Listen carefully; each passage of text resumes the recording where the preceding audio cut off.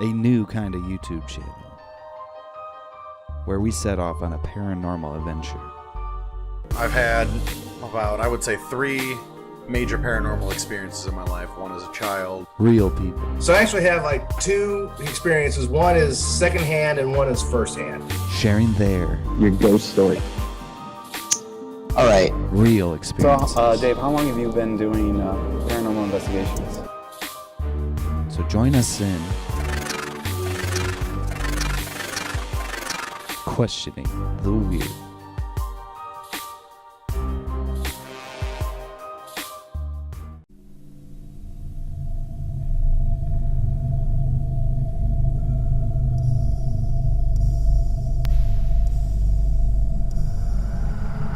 So, hi, welcome to this episode of Questioning the Weird. Tonight I'm with Corinna, who is a tarot card reading witch. She's going to kind of teach us the 101 of what it means to be a witch, what tarot cards are, and kind of figure out what this is all about. So, Corinna, can you tell me a little bit about yourself? I am 32, and so I've been practicing witch and tarot reader for just over 20 years. I got my first deck in Colorado when I was like 11 or 12. I can't pinpoint exactly what year it was. I really don't remember, but Sure. We went to a family vacation. We went to Colorado every year when I was a kid. One of the trips, my parents found a casino that they wanted to go to, but obviously you can't take kids in a casino. So they were like, here's some money, go play at the arcade.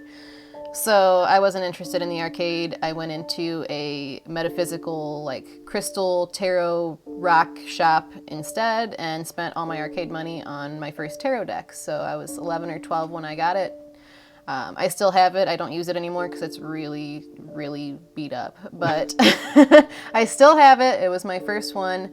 I use some of the cards sometimes in like spell works and rituals and stuff like that, just to keep it like in my practice. But now I'm up to like, I think between my tarot, oracle, and my one Lenormand deck, I think I'm up to like 20. So Okay. it's okay to have that one retired. It's served its purpose for many years. So that's how like I really got started. Like I was just not interested in going to the arcade, and everything in that shop was like your eyes light up on Christmas morning. It was like that was my calling. Like I could feel it when I walked in that like all these things are things that are going to be like a major part in my journey. Right. So you say witch, like what does it actually mean to be a witch? I mean, especially nowadays, that term is thrown around a lot more. It's obviously not as big of a stigma as it would have been like Right. even 20 years ago. Yeah, it's become super mainstream right now. I know that there's a lot of people who identify as witches who are like really annoyed by how mainstream it is right now, but honestly, the more the merrier. Like anybody that identifies as a witch is somebody who is actually on some sort of a spiritual path, and I feel like if you're on any path that is helping you serve your purpose or find your purpose, call yourself whatever you want. Right. There's no right or wrong way to do witchcraft. There's all different kinds of witchcraft. I personally pull bits and pieces from all different kinds of studies, all backgrounds, without appropriating things. Like I don't pull anything from like voodoo or hoodoo. I have Viking, so I have a lot of like I've used runes and stuff like that. That's kind of like from the Norse mythology section. So I choose from here and there and take and leave what I want and don't want. You don't have to necessarily stick to like, this is how it is. There's no, you have to do this to be a witch, or if you do this, you're not a witch. That's Right. not really how it works. It's kind of more like a mesh of like spiritual / like a culture kind of thing then is how you kind of... Yeah, it's like I personally, a lot of the things that I do, I work with cycles of the moon. So some people who like to work with cycles of the moon call themselves lunar witches because it goes with the lunar calendar and cycles like that. There's a lot of people who do a lot of spell work that includes like spices, teas, stuff like that. And they would call themselves like kitchen witches, or a green witch, because green witches are dealing with gardening and plants. And so, but there's like all different kinds. I don't put myself in a box, really. I'm a witch. I do spell works, I do tarot readings, I do energy healing, meditations, just all kinds of bits and pieces from here and there. Now, on the table right now, we got a few things. I don't know a lot about rocks and spiritual rocks. I've seen them in the shops. I live in a very hipster neighborhood, so I see them in a lot of shops. Can you tell me anything about, like, are these certain rocks here, or crystals? What is even the proper term? That's the other thing, probably. Rocks, crystals, stones. People call them all kinds of different things. I have aquamarine and rose quartz. I also wear fluorite a lot of times when I do my readings. I have a moldavite on my necklace. Moldavite is very good. It's like a transformative. It aids in speeding transitions. There's a lot of people that are like, I think TikTok, I don't do TikTok, but TikTok made moldavite like super popular, and it was trending for a while and you couldn't find it anywhere. And I think from what I've seen, it rocked a lot of people's worlds, because it's not something that you just go out and buy.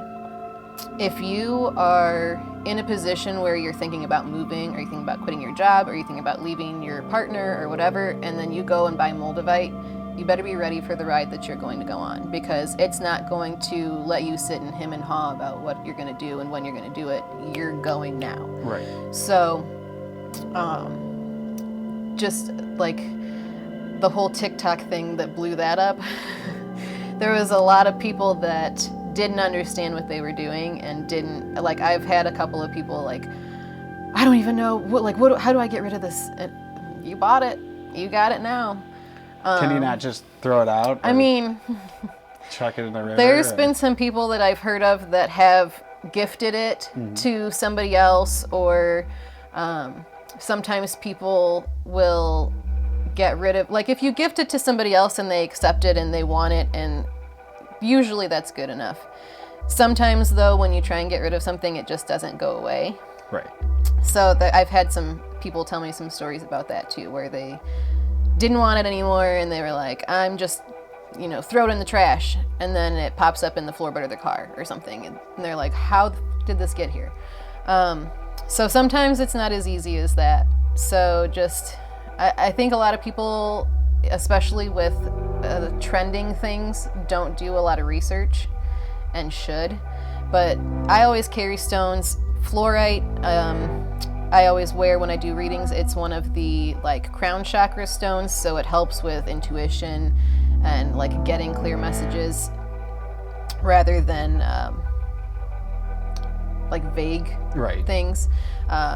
Aquamarine is another one that's really good for intuitive messages. Rose quartz I love to keep around because it's a good promoter of happy feelings, self-love. Thinking about buying any crystals, rocks, what have you. Is there a good resource to is there a manual that these people can look at before they go and buy? There are hundreds. Usually, most of the places that I buy my stones have what's called the Crystal Bible, and it's always on or near the table that they sell crystals in. A lot of the places I go to, it's just one big table with a whole bunch of tiny little bowls like this, and each bowl has the name of a crystal on it, and it's full of little pieces of that particular crystal. Sometimes they'll have descriptions in the bowls also. Sometimes you have to look it up in the little crystal diary.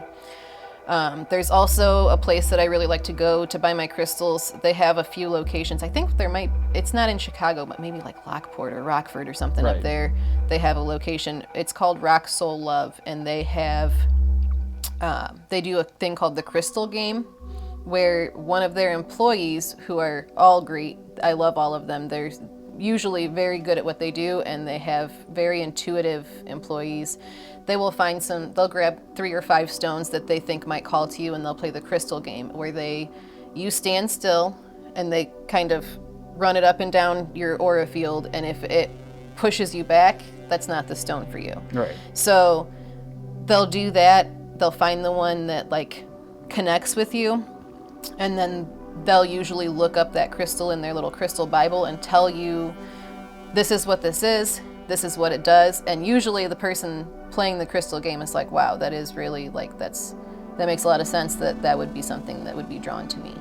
So crystals themselves and your aura field can like match up and tell you what you need without you really even knowing. So you don't always have to necessarily know about crystals to be able to find something that's going to help you.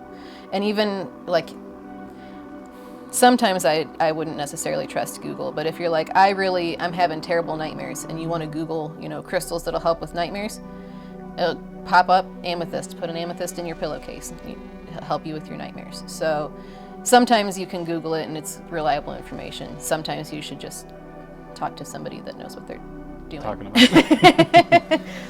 Now, so that kind of like a little bit of a 101 on crystals and rocks. I mean, now we got to talk about the elephant in the room here. The big shiny crystal that you see in every film, any, story about a fortune teller, anything like that. There's always a crystal ball. I was even telling my friend Dan on the way up here, who helps us with the filming, I don't know anything about crystal balls, to be honest. I've seen them in every movie, but I don't know much about it. Do you kind of tell us about like the history of crystal balls at all, and like maybe anything about particular with this crystal ball? Crystal balls usually, like in the movies, you always see like a picture forms in there, and it's like basically like a movie within the crystal ball, and that's not really how they work. Most of the time, you want to have a solid background on the other side of your crystal ball and no light sources shining directly at it. You focus your attention on the crystal ball, and you kind of, like you let your vision go blurry almost, and it's called scrying. You can also do it with black mirrors, where you just kind of stare into it without focusing on anything, and I don't want to say pictures start to appear, because that makes it seem like how it is in the movies, but it's similar to that. It's like you're fed information intuitively that you kind of make out in just the staring of the ball. You do that. People do it with black mirrors also, and also with flames. If you ever have sat at a bonfire or just watched a candle and it kind of hypnotizes you. Right. It's like the same thing. That's called scrying.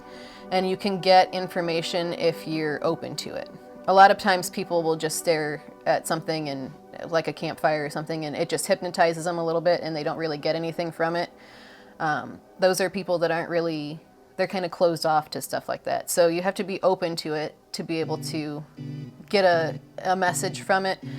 And it takes some practice. It's not something that you can just be like, okay, oh, yep, there it is.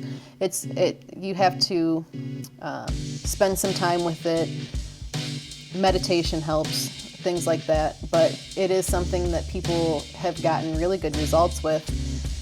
This particular crystal ball, I have another one at home on my altar table that I've used for scrying. This one I bring,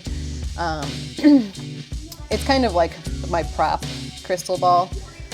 This one is the one that was found inside of a wall of an old house when somebody was tearing out woodwork to save it before the house was demolished. So that's how I got this one, but this one is just kind of the one that I use to create the aesthetic. But I do have one at home on my altar table with my black mirror and some more crystals and some spell candles and stuff like that I've used for scrying purposes.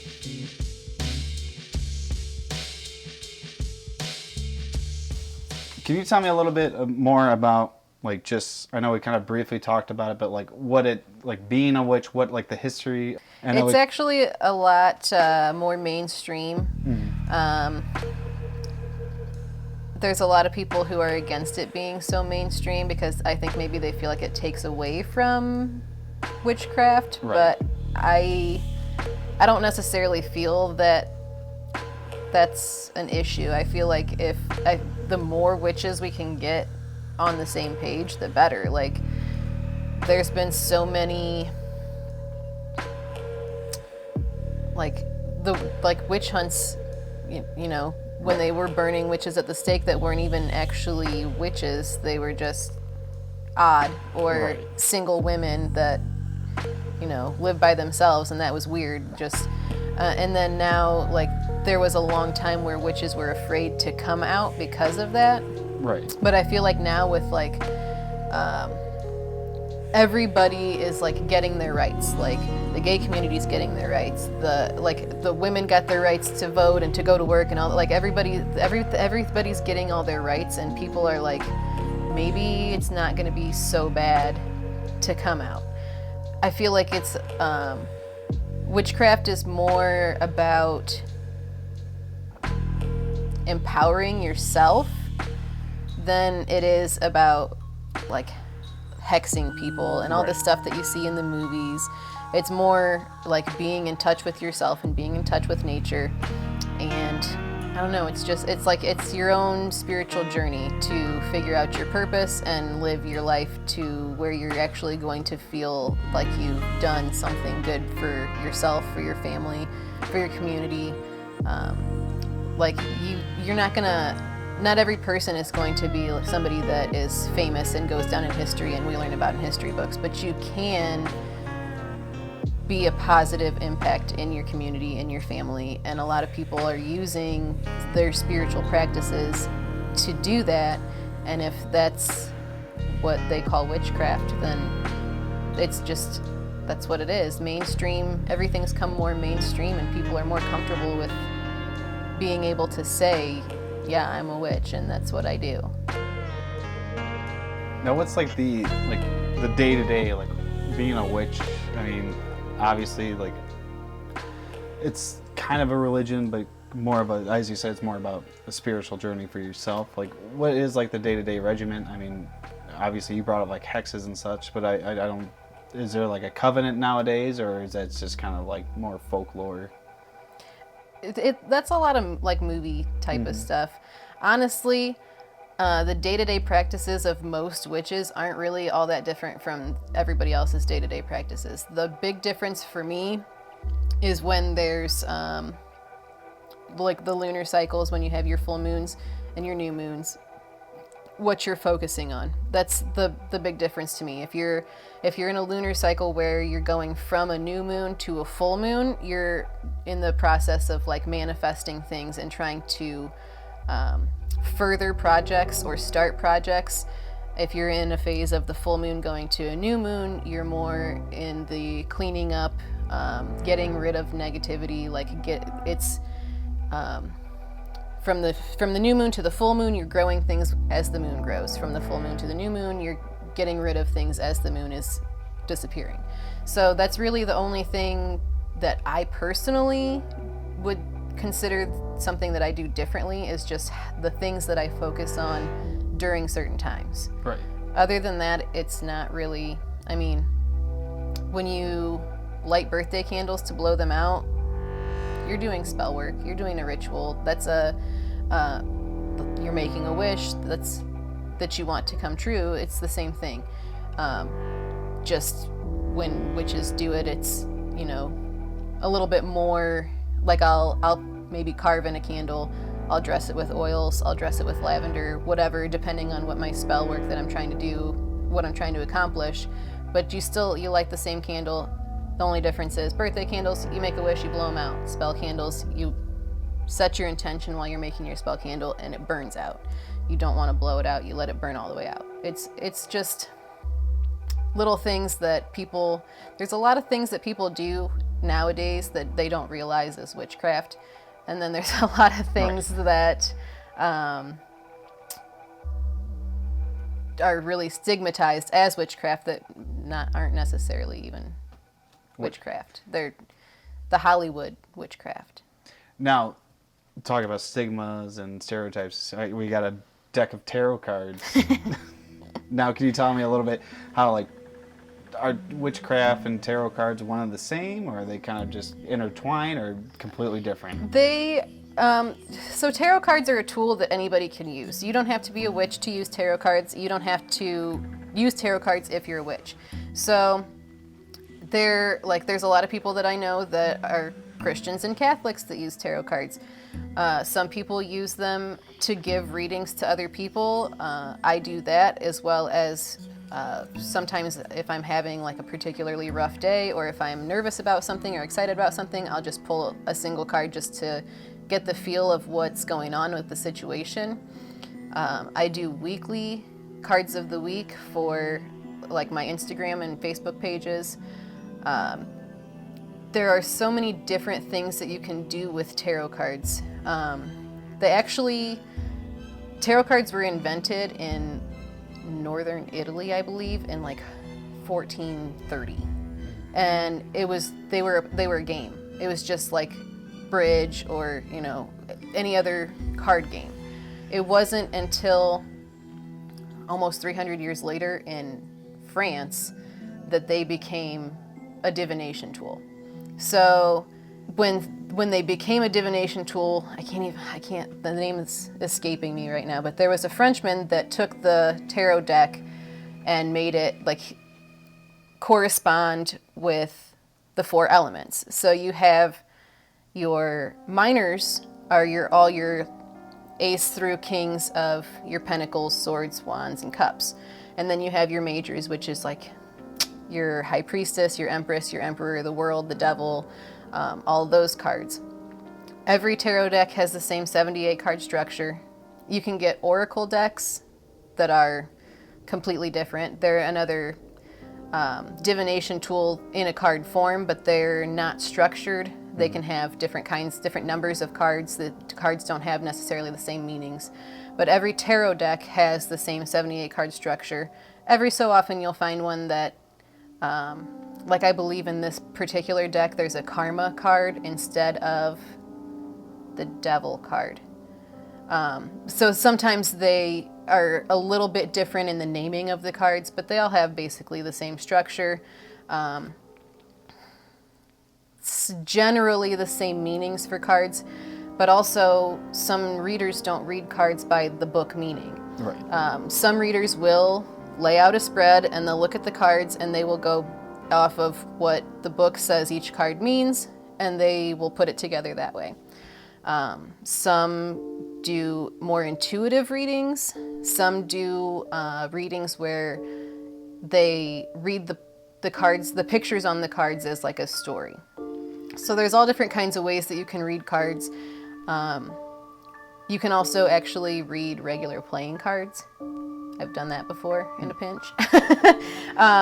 But it's just a tool that anybody can use. You don't have to be anything special to use tarot cards. You pick them up and you learn what they mean to you.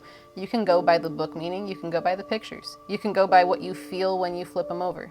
Sometimes I'll even flip cards over and it's not the traditional meaning that I get, but I'll get little, almost like the voice in the back of your head that says something about that particular card for that particular situation.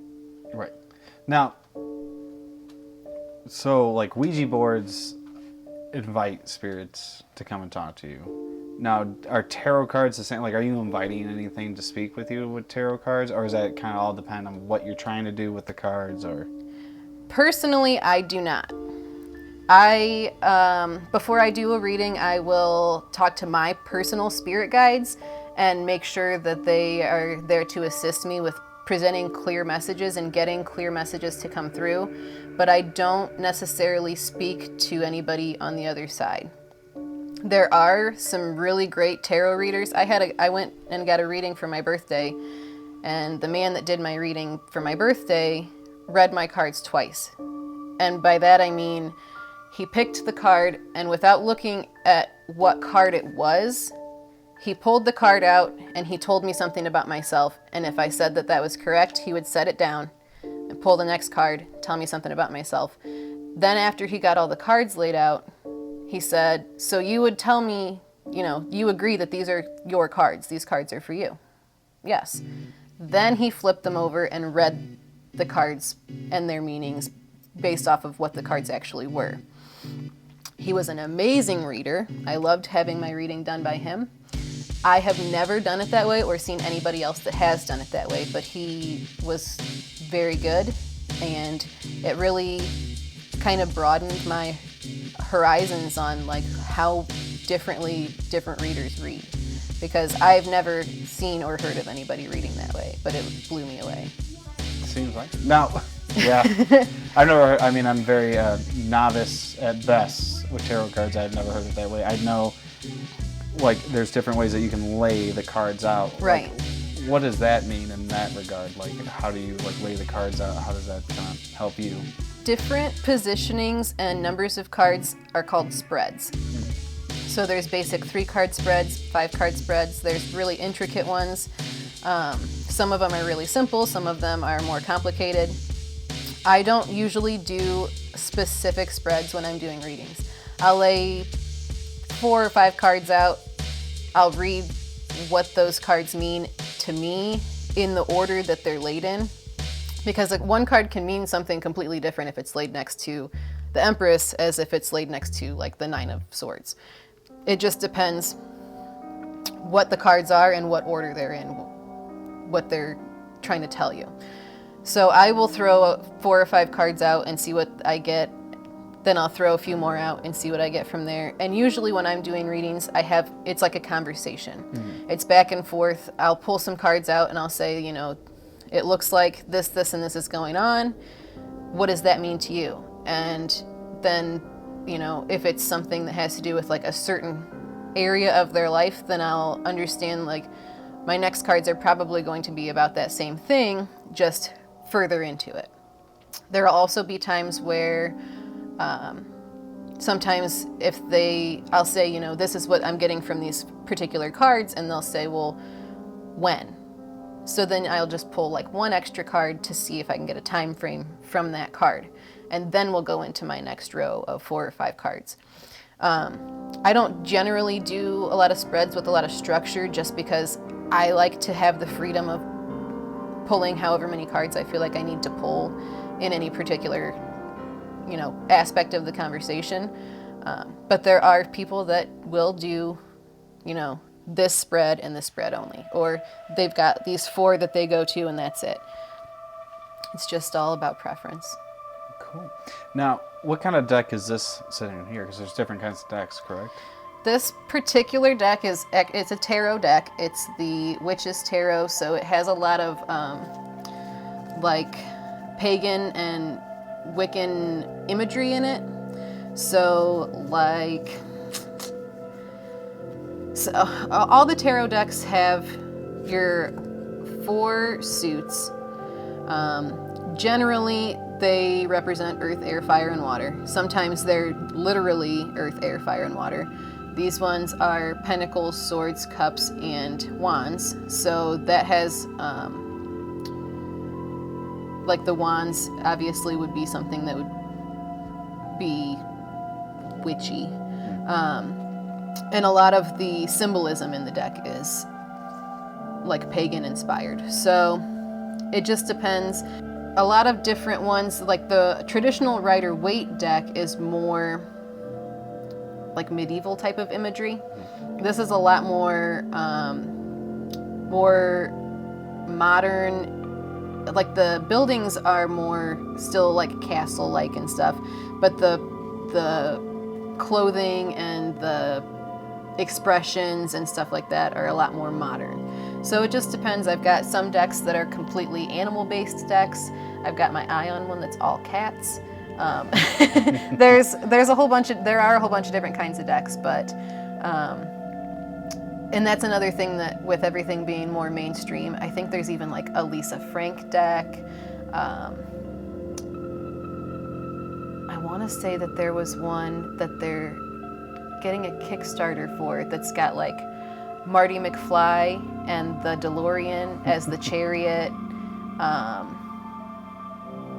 I can't remember all of them, but it's like all 20th century movie characters that are like the major arcana cards. So like all your chariot, the magician, the hierophant, the empress, they're all from like pop culture movies. And so that, I mean, some people really like stuff like that because if you can relate it to a movie character, it kind of makes it maybe easier to remember the archetypes of the different kinds of cards.